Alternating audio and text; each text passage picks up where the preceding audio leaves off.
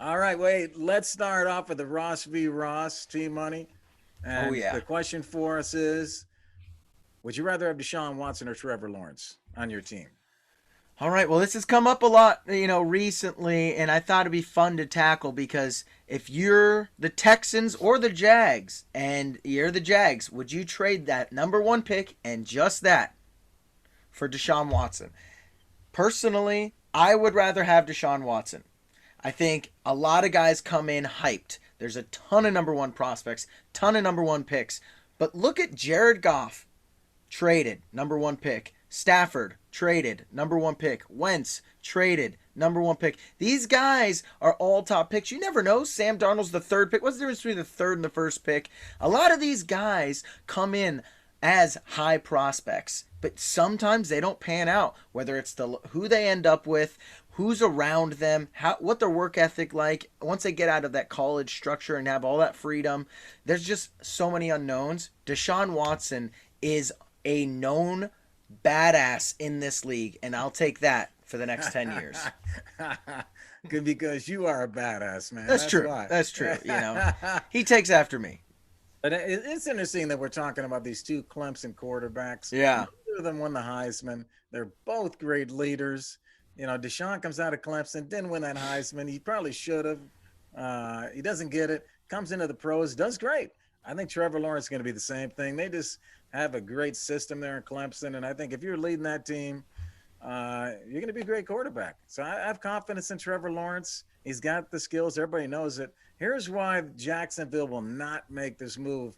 I think there's two reasons. One, Lawrence is going to be on a rookie. I'm looking at cost. He's going to be a Yep. rookie contract. Okay.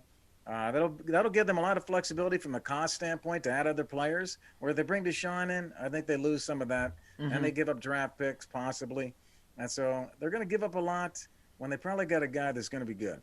So I think cost is one thing. Number two, why would you help your division foe? The AFC South, and we got the Titans, the Colts, the Texans, and the Jags. Now, Titans and Colts are sitting there at the top this year, but if one of these teams want to get to them, why am I going to feed the other team that's in my division? So Yeah. I don't think that's really good. But think about this: FanDuel Sportsbook. You look at the NFL futures, okay?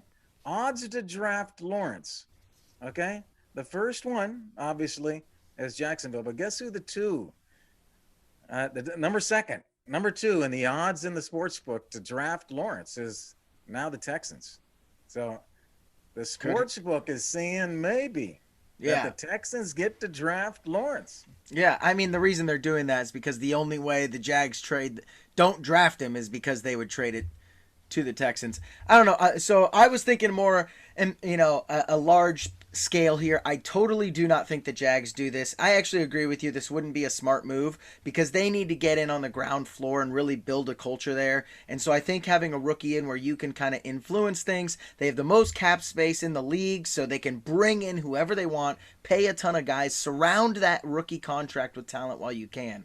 If I'm looking at just a blank slate, though, different than the Jags situation, I would take Deshaun purely because he's a known commodity. Second best QBR in the league behind Mahomes the past 3 years.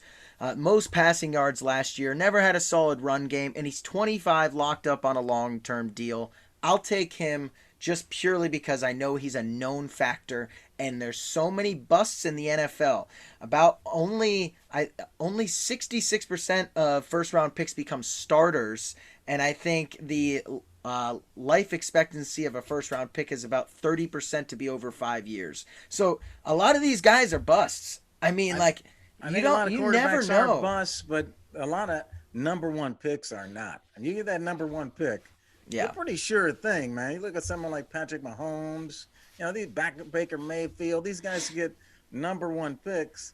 They're pretty solid that they're Yeah. going to be good at the number one pick. Yeah. You pull someone up and draft them eight as a quarterback, okay, man, you're risking a little bit Yeah. to go that late. But usually the number one pick works out. Yeah, I mean that's true. And he is the number one prospect in high school that in the last 10 years.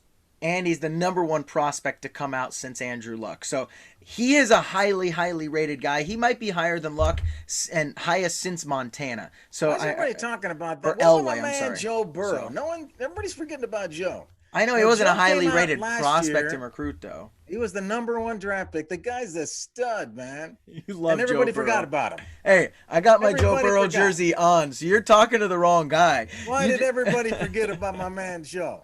You know? So yeah, I agree, but we'll see. I'm excited for Trevor. I think he's going to be a beast. I just want the known commodity. I get both sides of the coin.